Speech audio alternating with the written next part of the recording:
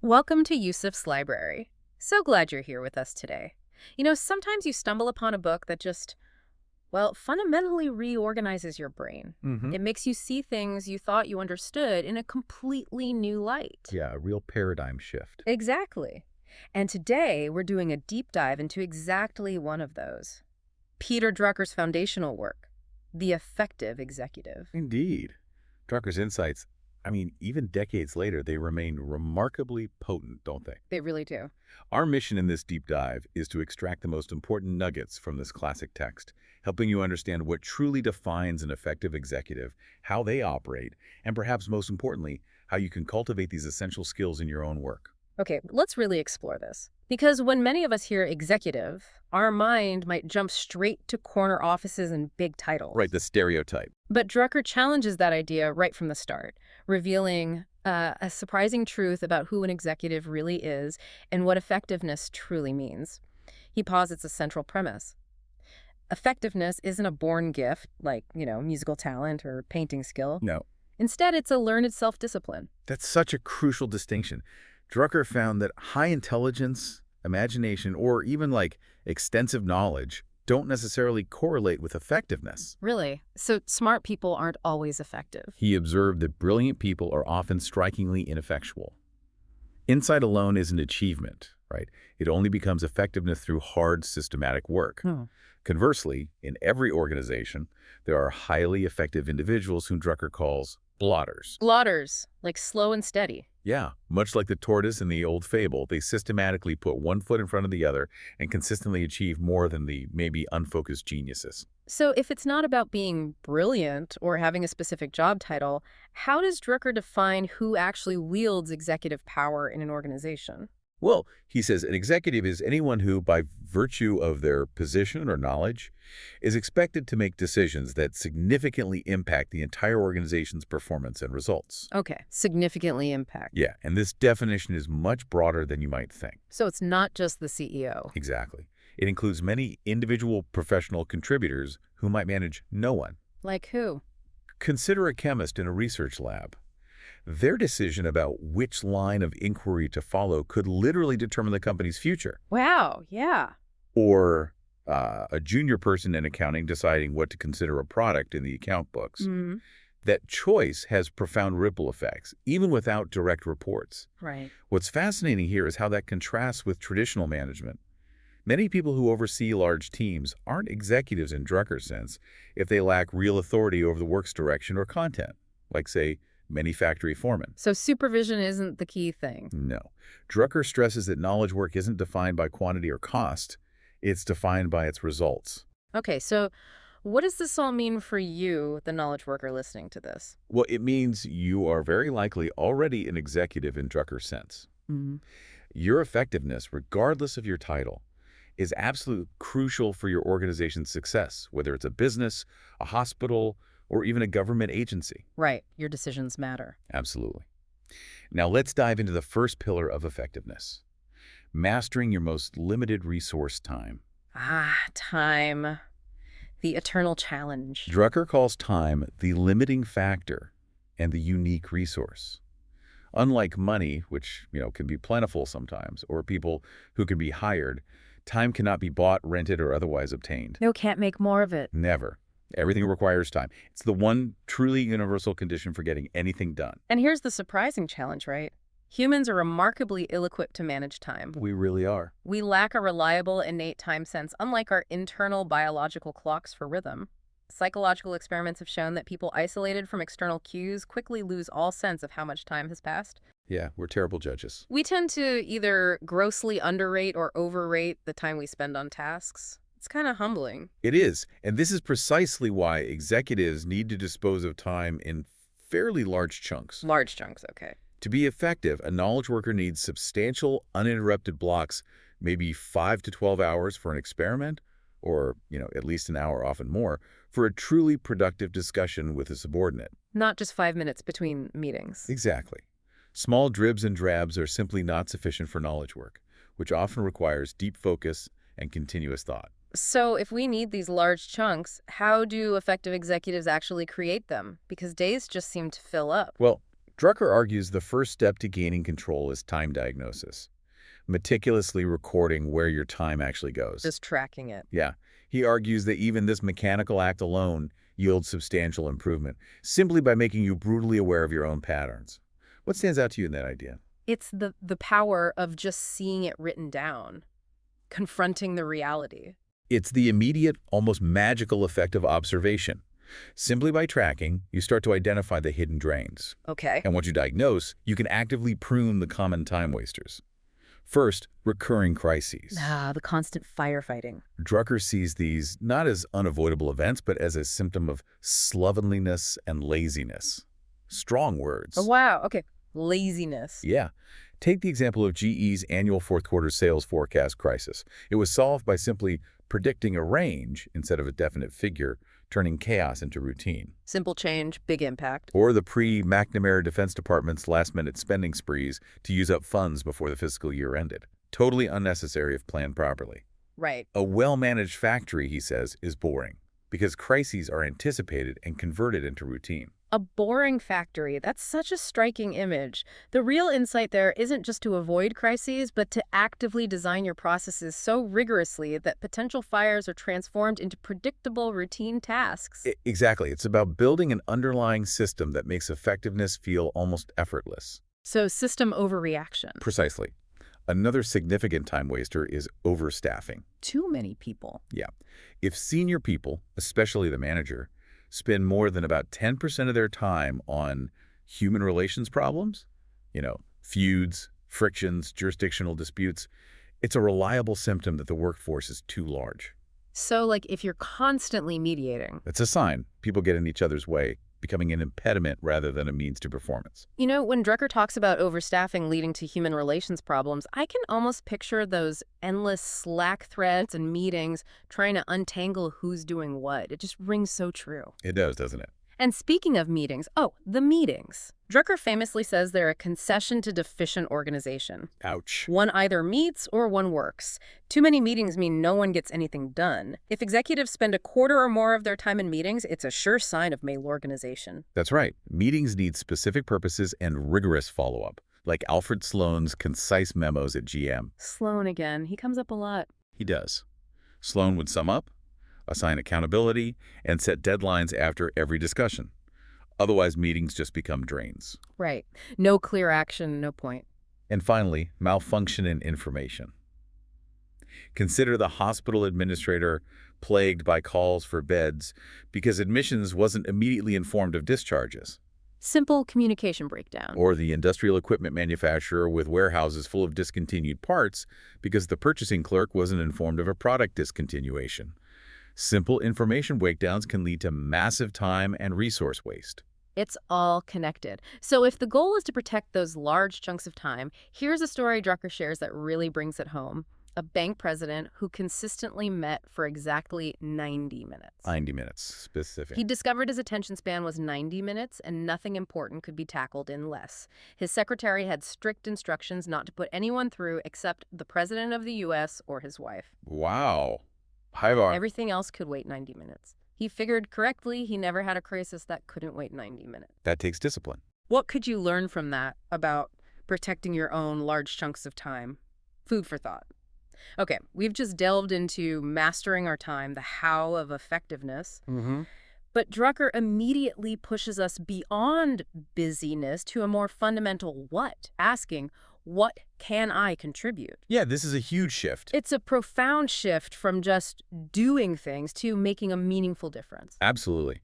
While direct results are visible, like sales in a business or patient care in a hospital, confusion about what those results should be leads to no results. Like that example you mentioned. Yeah, like the nationalized British Airlines trying to serve three masters, business efficiency, foreign policy instrument, job creator, and failing at all three because the contribution wasn't clear. Got it.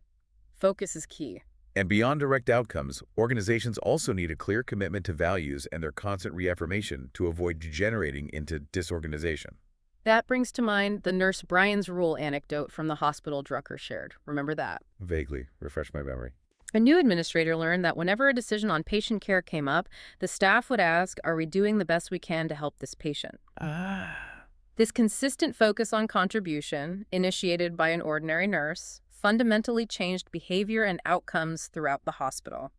It's about empowering everyone to focus on the why of their work. That's a perfect illustration.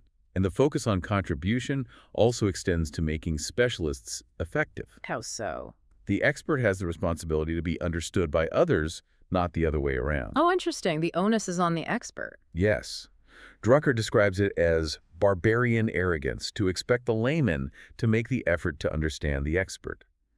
Specialists must relate their narrow area to the universe of knowledge for their contribution to be usable and truly valuable to the organization. So don't just speak jargon. Right. He says the only meaningful definition of a generalist is a specialist who can relate their own small area to the universe of knowledge. That really flips the script on how we often view expertise, doesn't it? Okay, now let's transition to making strength productive, starting with staffing. Crucial area. Remember President Lincoln appointing General Grant as commander-in-chief? The drinking story. Exactly. When told Grant was fond of the bottle, Lincoln famously said, "If I knew his brand, I'd send a barrel or so to some other generals." Huh. Classic. Lincoln chose Grant for his proven ability to win campaigns, not for the absence of weakness. The insight here is clear. Staff for strength. Precisely. Effective executive staff for excellence in one major area, not for all-around performance. That well-rounded person is often mediocre all around. Controversial maybe, but makes sense. Human excellence is typically achieved in one or very few areas. This means jobs should be objective, determined by the task, rather than tailored to personalities. Why not tailor the job? Because that can lead to favoritism, conformity, and a lack of diversity within the organization. You're trying to find the right person for the job, not create a job for the person. Keep the job demanding and big. Okay, objective tasks. And this leads to another crucial, if maybe uncomfortable point. The duty to remove non-performing individuals. Yeah, this one's tough but necessary. Drucker argues it's actually cruel to let them stay. Cruel. How so? Because they know they're inadequate and are often secretly praying for deliverance. It damages them and the team. Right. General Marshall, for example, had a specific take on this. He did. He believed that relieving a man from command was less a judgment on the man than on the commander who appointed him. It was his mistake. Seeking responsibility. Exactly. He focused on putting people where their strengths could be utilized and even worked to overcome weaknesses that limited strength, like helping a young Major Eisenhower acquire strategic understanding to complement his amazing team-building skills. So develop the strength, manage the weakness. And Marshall always promoted the best qualified, regardless of how indispensable they seemed elsewhere. You owe it to the organization. Don't hoard talent. Okay? And this concept of making strengths productive extends even to managing your boss. Managing up. How does that work with strengths? You shouldn't try to reform their weaknesses. It's pointless. Instead, make their strengths productive by presenting information in a way that is accessible and enables them to use their abilities. So feed their strengths, basically. Yeah. Robert McNamara, for instance, initially an inside man at Ford, learned to cultivate Congress as Secretary of Defense because he realized it was critical for his contribution to find receptivity and support. He adapted to make his boss's strength, in this case the political system, work for him. Understanding the environment. It helps your own contribution gain traction. And finally, making yourself effective.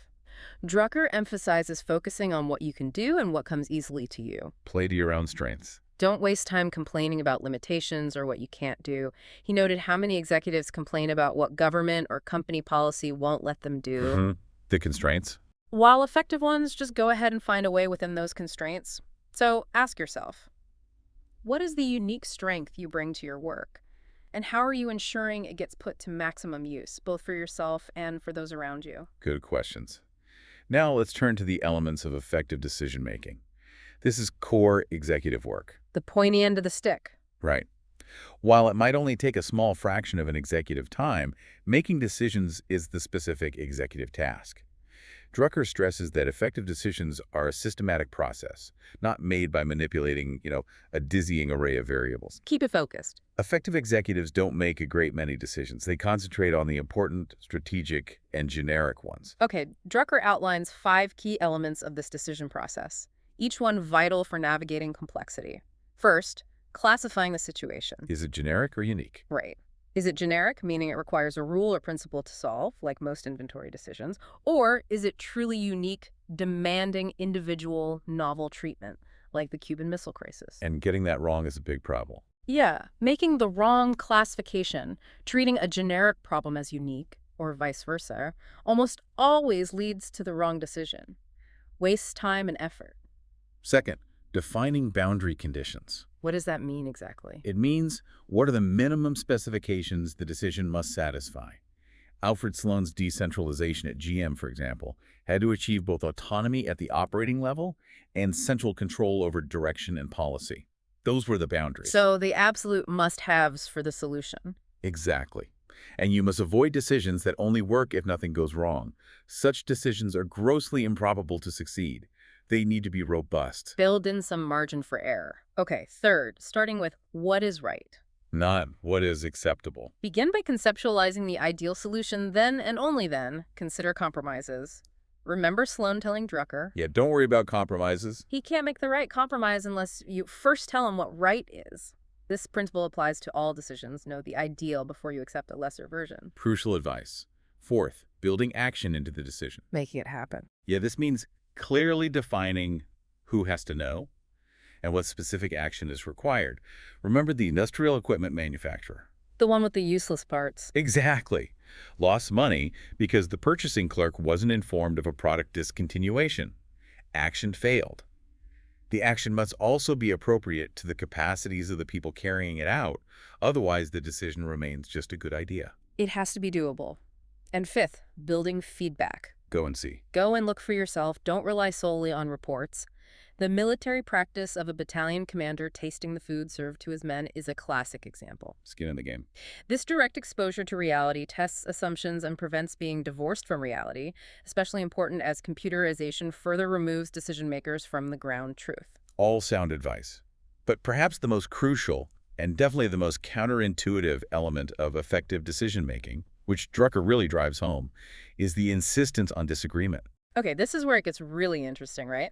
Because most of what we hear about teamwork and decision-making today is about building consensus, getting everyone on board. Find harmony. Is Drucker really advocating for constant argument? Or is there a nuance here we're missing for modern teams? It's absolutely nuanced. He is not advocating for argument's sake. He means actively seeking out dissenting opinions as inputs. Okay, inputs, not just conflict. Right. Alfred Sloan, upon hearing complete agreement in a meeting, suggested postponing the discussion. Postponing. Why? To allow time to develop disagreement and perhaps gain some understanding of what the decision is all about. He wanted different views. Wow. And Franklin D. Roosevelt famously achieved this by secretly assigning the same problem to several aides known to hold different views, ensuring he received all aspects of the matter. He knew that policy decisions are made best on the basis of adversary proceedings. Like a court case for ideas, so why is this disagreement so vital for an effective executive? Drucker gives three compelling reasons. First, it's the only safeguard against the decision-maker becoming a prisoner of the organization, insulated by special pleaders who only present the views they favor. Breaks the echo chamber. Second, it stimulates imagination and creative solutions, pushing beyond the obvious first answer. Gets better ideas on the table. And third, it provides genuine alternatives for when the original decision proves deficient or wrong in execution. It's about robustness, not just agreement. You need fallback options. Plan B built in. Okay, that makes a lot more sense. And briefly touching on the computer's impact, Drucker saw this coming, didn't he? He really did. He foresaw that it would force executives, especially middle managers, to make genuine decisions to anticipate and think through principles rather than mere ad hoc adaptations based on experience. Because the computer could handle the routine stuff. Precisely. This, in turn, frees senior executives to focus externally on the crucial area where an organization can actually achieve results: the market, the customer, the wider environment. So, for you listening, are you actively seeking out differing viewpoints before making significant choices? When was the last time you followed the Roman law? The magistrate does not consider trifles. Are you focusing your energy on what truly matters? So to recap, effectiveness is a learned self-discipline, not some innate talent. Right, you can develop it. It hinges on 5 core practices. Oh. Managing time, focusing on contribution, making strengths productive, concentrating on a few major areas where superior performance will produce outstanding results, and engaging in a systematic, often challenging decision-making process rooted in the intelligent use of disagreement. And Drucker's ultimate purpose in all this is profound, isn't it? It's not just about individual success. Not at all. This self-development of effectiveness raises the performance level of the entire organization. How does it do that? It helps an organization move from a preoccupation with problems to a vision of opportunity, and from a concern with weaknesses to the exploitation of strengths. A more positive, forward-looking culture. Exactly. And this, in turn, attracts and motivates high-ability individuals, because organizations are not more effective simply because they have better people, but because they motivate self-development through their standards, their habits, their climate. The environment matters? Hugely. The knowledge worker is now the major resource, investment, and cost center in developed countries. Their productivity is crucial for economic viability, especially against competition from low-wage economies. And for the workers themselves. Moreover, it addresses the alienation that can arise when professionals feel like employees under orders, rather than valued contributors whose knowledge is put to productive use. Drucker recognized that enabling knowledge workers to be effective executives is key to a thriving modern society. Making work meaningful. As you reflect on this deep dive into Drucker's wisdom, consider this provocative thought for your own work. Is there an unspoken rule or a long-held, assumed fact in your professional life or organization that, if challenged and re-examined with Drucker's principles in mind, could unlock a new level of effectiveness? Something that, perhaps like the old idea that all government programs should last forever unless proven useless, Yeah, the default setting. needs to be inverted to all programs expire unless proven necessary. Indeed.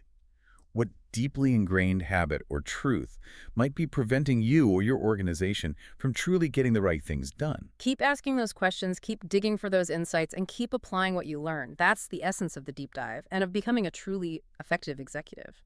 We hope this deep dive into Drucker has given you plenty to think about.